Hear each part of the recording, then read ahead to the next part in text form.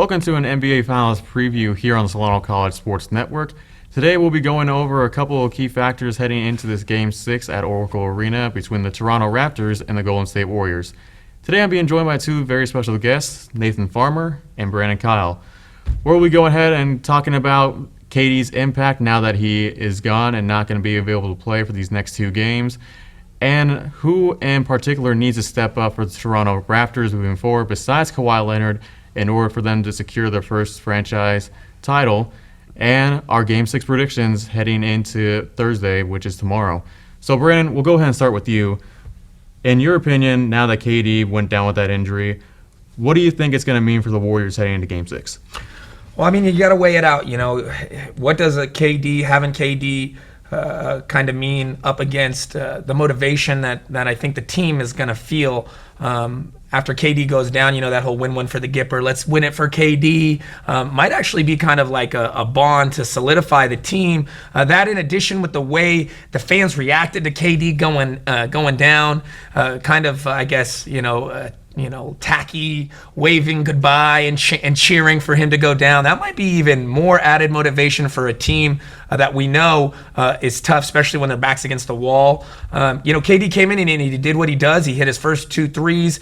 You started thinking maybe this guy's still, able to play at that high level, even coming in after all those games off. But then, that answers the first question. But then the second question, how long can he play at this level? And obviously it wasn't very long.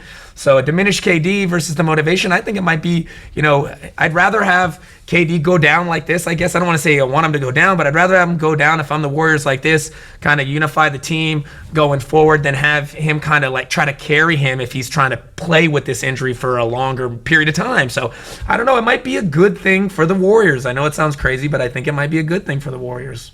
Yeah, and definitely it's going to add more of a motivation for them heading into the Game 6 now. They've already gone through, the first 4 games without him. Of course, they had some spark times. They had to go through a couple stretches where they really didn't have him at one point where they needed him. Could have used him. And really they got a lot from those 11 points because, they won by 1 point in Game 5. Without him out there hitting those threes, we wouldn't be here talking about this right now, and Toronto would have probably already won their championship. So, Nathan, now we'll go ahead and turn to you. In your perspective, now that KD is gone for these 2 games, what does that mean for the Warriors? I think it means that their role players need to step up. I know it's kind of hard to think of DeMarcus Cousins as a role player, but he's not exactly the same player that he used to be when he was with the Kings or even the Pelicans. And the bench especially needs to step up. They need to outperform the Raptors role players. I think that is the biggest key going into Game 6. Yeah, really the biggest key for them is, and you mentioned it also, looking to DeMarcus as a role player now. It's really going to be, kind of odd now that you see him as a role player compared to like what you were saying with New Orleans and Sacramento. He was a really big star there as well. And now, you're sort of turning towards him in the finals. He's gotten into foul trouble, and it's been a really tough impact. And we'll go ahead and talk about that right now.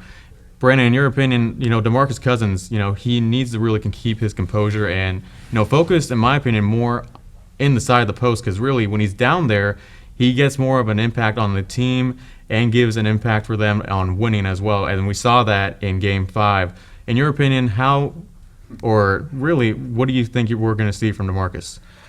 When it comes to Cousins, I think he's got to score early because this is going to open up his other abilities here. As a big man, he's a good passer. Okay, he can dribble the ball and he can do other things down there in the paint.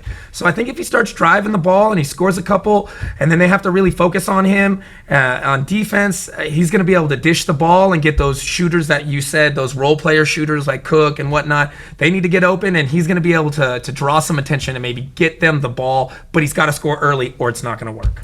Yeah, definitely scoring early is definitely going to be a key factor, especially for DeMarcus. And Nathan, with you now, you were mentioning how, DeMarcus is a role player. Do you see him as a role player heading into Game 6? I think when you look at the people around him, he's not the center of attention anymore like he was with Sacramento. And, obviously in Sacramento he didn't have Steph Curry, Klay Thompson, and Draymond Green around him to draw some attention off of him. He was the guy. And now he's one of the guys. He's nowhere near being the guy. He's probably like the 4th or 5th option in terms of scoring. So I mean, but he is one of those X factor guys that you need to have his A game if you want to force a Game 7. Yeah, you really need his strength and intensity in there, and really he does have to keep his composure, in my opinion. Otherwise, really, if you get an emotional DeMarcus Cousins, that's going to lead towards an emotional Draymond Green, yeah. in which one more technical for Draymond, then he's out, and if he picks up that technical in Game 6, if the Warriors somehow pull it off and win Game 6, then it will mean no Draymond Green for Game 7, most likely costing them a chance at a championship if they're able to force a Game 7 as well. Yeah, we've already seen that Oh, yeah. Yeah. story Yeah. with Cavs in 2016. Yeah, exactly. Given LeBron hitting him right where, no one wants to be hit, honestly. So we hope he's learned from his mistakes. Exactly. There, but, emotions run deep in Green, so we'll see. Yeah, most definitely. We're going to take a quick short break, and when we return, we'll go ahead and talk about Toronto's perspective and which key player needs to step up in order for Toronto to get their first NBA championship in franchise history. Right after this message here on the Solano College Sports Network.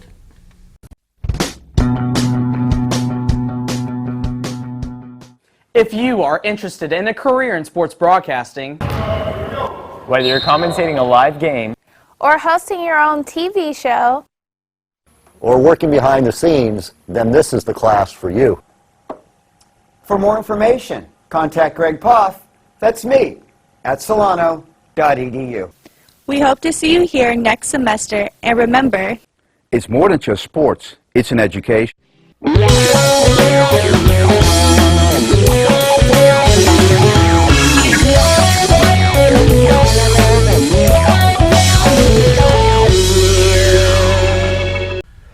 And we'll go back to an NBA Finals preview here on the Solano College Sports Network. We just got done talking about the Warriors and how they will play without KD in Game 6 at Oracle Arena tomorrow night in Oakland, California.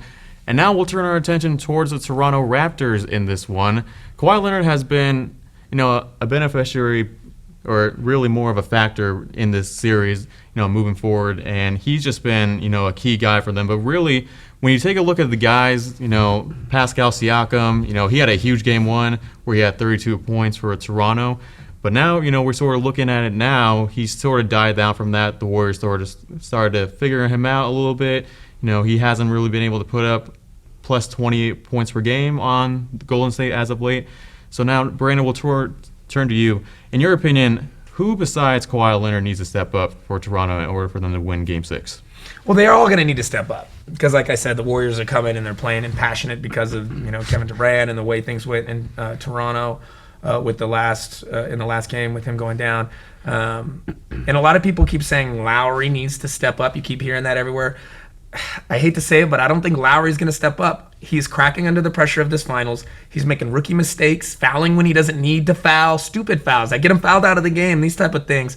And I think the pressure is going to be too much for him. So a lot of people are talking about Van Leet and the fact that he's kind of getting streaky right now with this 3-ball. He's starting to hit from arc, and I think that is a possibility. But this is kind of like a dark horse pick for me. But I think Kawhi and Danny Green go back to the Spurs championship days. Mm-hmm. I think Green was the 3-ball man in the championships for a couple years. He was the guy. Right? And just like a boxer, the last thing to go is that punch, their power. When it comes to a shooter, the last thing to go is that shot. So if he can get open space, he's going to hit that shot. And I think this is the perfect game for him to step up and be that guy that no one's really thinking about, that hits maybe not, he's not putting up, 6 3-pointers like he used to, but he might hit 3 or 4 3-pointers at clutch times. That might be the difference in the game. Yeah, really, a Kawhi and Danny Green duo would definitely be key for them. And I definitely can agree with you right there. With, now you have KD out and Danny Green's going to be in there. He's going to get a lot more time to shoot. We really didn't see that in the first half until KD went down with that injury, of course. And now, Nathan, we'll turn over to you. In your opinion, for Toronto, who's going to be that player that needs to step up in order to help Kawhi? Personally, I think it's going to be one of two players, either Pascal Siakam or Marc Gasol. Siakam, his best 3 shooting performances have been in the Raptors' 3 wins. especially that game 1 performance where he shot like 82% or something like that. He couldn't miss. He was making every single shot. He was throwing up circus shots, throwing it over his shoulder, hoping it's going to go in. And I mean, when I was watching that, I was like, man, this guy can't miss. Like, what are the Warriors going to do if he just keeps doing this the whole series? So if he can find that shooting stroke and maybe even just like work it inside, then he can just get some easy makes and maybe find that hot hand that he had in game 1. And also with Marc Gasol, it seems like he's kind of fallen in love with that 3 ball. He's just kind of drifting out there, hoping that like the Raptors, like his teammates will move the ball around and then he'll find himself open and just find and shoot that last second 3 before the shot clock expires. But I think he needs to pound it inside too, just kind of expose DeMarcus Cousins, who has been known to be a below average defender, especially at the center position. Obviously Cousins is known to be a scorer, but he hasn't really shown his defensive prowess in a long time. So I think those are 2 key players to watch for. Yeah, definitely. Marc Gasol, you mentioned it. He definitely has a advantage down low with Boogie because he hasn't really been the same since his injury. He hasn't been really aggressive enough on defense like we've seen in the past years as well. And definitely, as you're mentioning, Marc Gasol and Pascal Siakam, they can be really key players, but it just really depends on how Draymond Green is going to play in this series and in Game 6, really, because he's able to keep his composure a little bit, but his composure has sort of died down just a little bit, unfortunately, which has been a key factor. And as we were saying in the earlier segment, one more technical, he's out, and that's the last thing the Warriors want to do.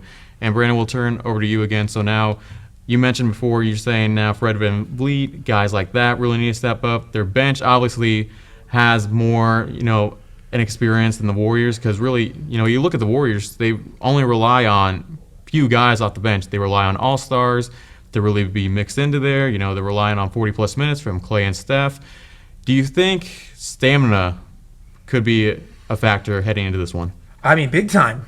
Stamina is a huge factor. I mean, look at Clay with the hamstring a couple games ago. Okay, every time Looney gets up off the floor, he's clenching his chest and grimacing. Sometimes he's just grimacing, standing there waiting for free throws. Mm-hmm. What kind of pain are these guys in? Like I said, they have great composure because they have grit of champions. But it's one of those things of, it's like, which one's going to be the straw possibly? If Clay goes down, say Clay aggravates that hamstring injury. Now it's all pretty much on Steph as far as scoring points. And that's going to be easy for the Raptors to key in on that. Mm-hmm. So, I think it's real touchy here. I think it's a lot touchier than the Warriors would want to let you know. But I guarantee you those trainers are working their butt off in that room to keep these guys on the court. But again, you're looking at the Warriors, and we've seen them with their backs against the wall so many times, and they bite their teeth, and they grit, and they go for it, and they win. And so they have the belief. They have the history of pulling it out. So I think really the pressure's on Toronto.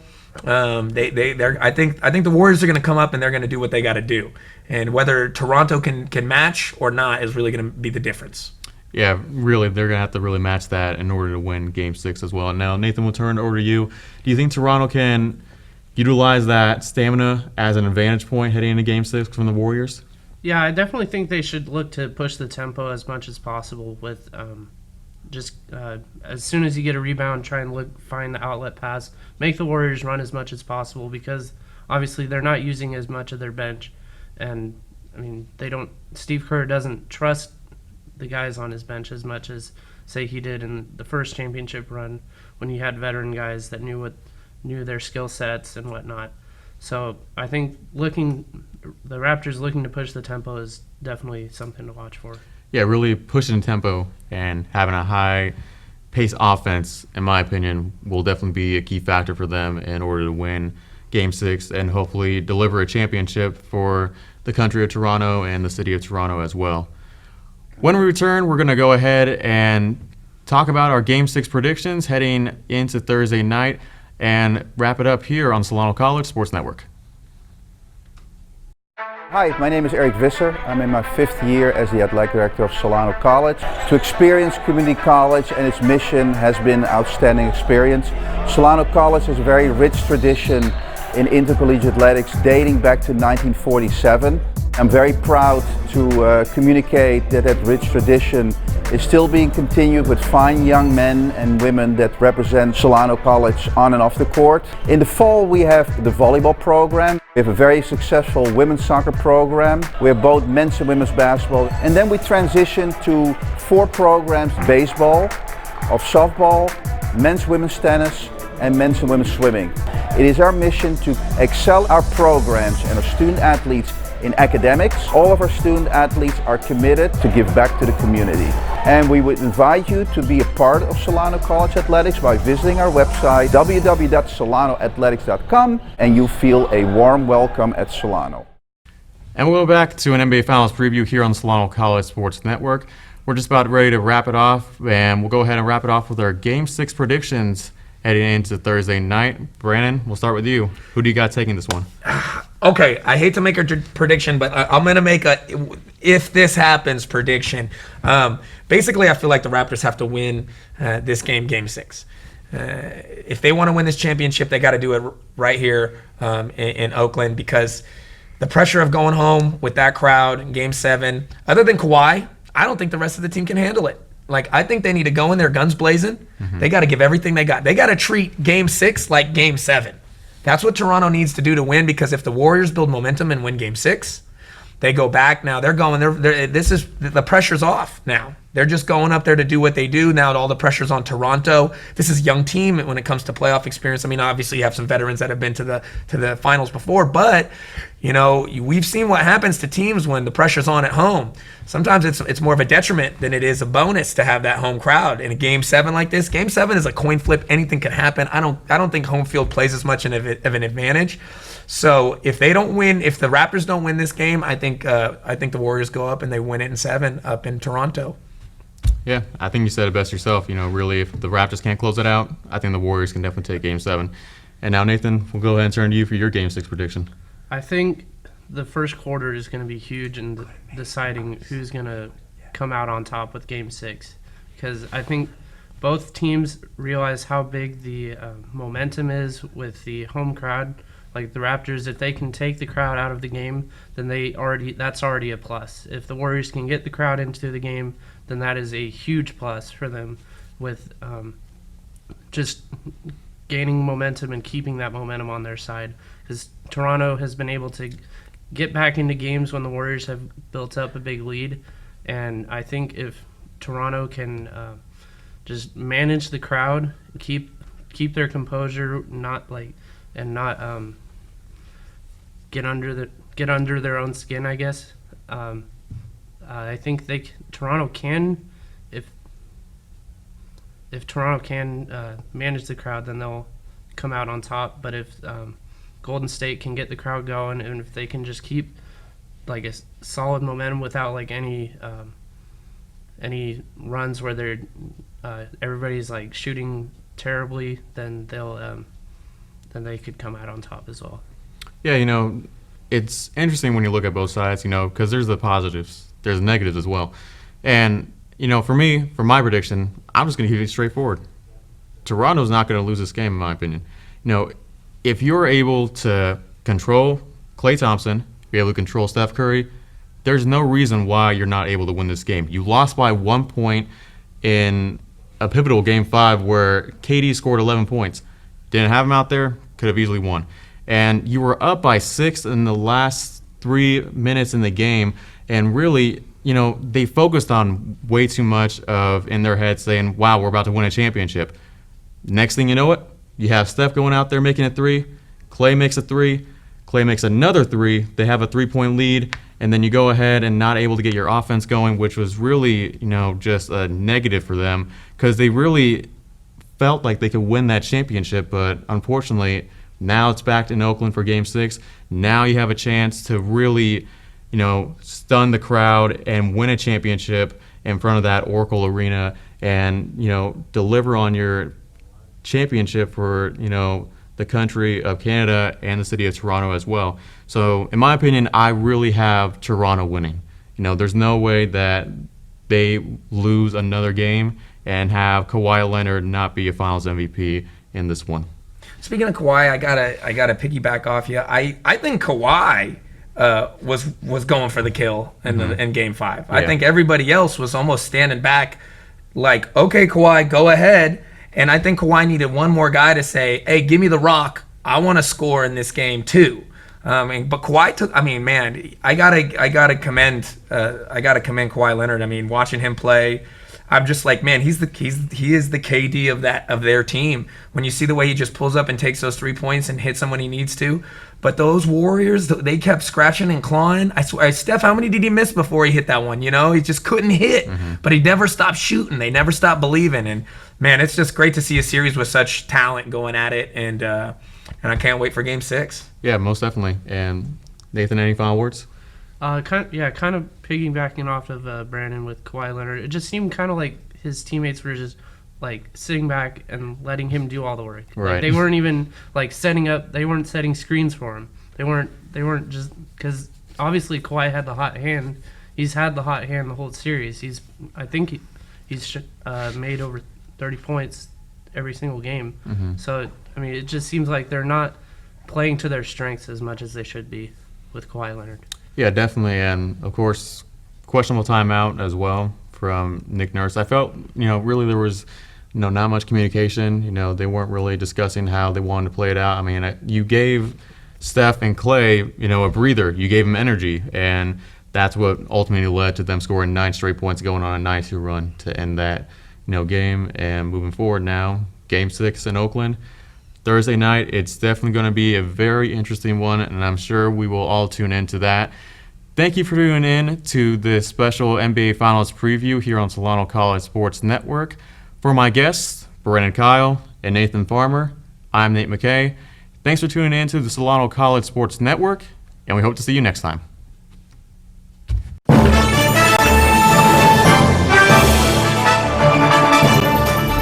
The exponential growth from the program from my first year to my third year now, that's what keeps me coming back and keeps me excited and just like fulfills me as a person. It's so impressive, and we every time we walk in here, you guys are doing something different. It's great. It's Nothing but opportunities here, and we have sports to cover, we have the equipment. Because the more ambitious you are, the more opportunities you'll have. On-the-job training is huge. Get the hands-on experience. When someone asks who can do it, you can raise your hand and say, I can do it. So joining the class was the best decision I ever made.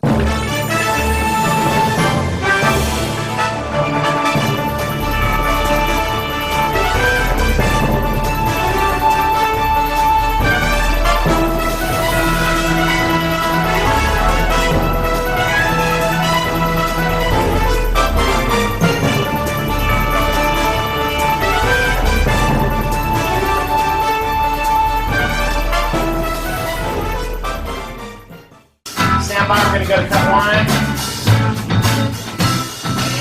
cut one. Cross court to Audrey Jones. Audrey for three. It is good! With 1.3 seconds left on the game clock. Audrey Jones with one of the biggest shots. the sky's the limit, really, with what we can do here. College just got affordable. Up to 100% of enrollment fees can be reimbursed for first-time college students taking full-time classes.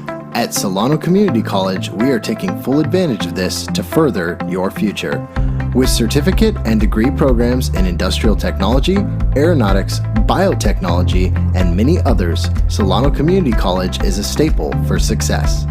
For more information, please contact the Financial Aid Office at 707-864-7000.